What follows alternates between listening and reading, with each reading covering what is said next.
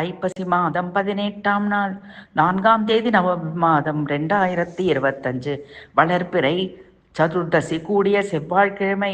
ஐயமின்றி நம் தீவினையை நீக்கி ஆனந்த வாழ்வு அளித்திடும் திருக்கல்யாணம் விழா காணும் கோவில்பட்டி வளர் ஸ்ரீ பூவனநாத சுவாமி சமேத செண்பகவல்லி அம்மன் அருளை பெற போற்றி வணங்கிடுவோம் வாரீர்.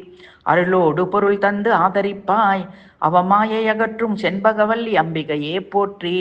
அழகான பொன்னூஞ்சல் ஆடிடும் அம்பிகையே இகபோக செல்வங்களை எமக்களிப்பாய் தாயே போற்றி.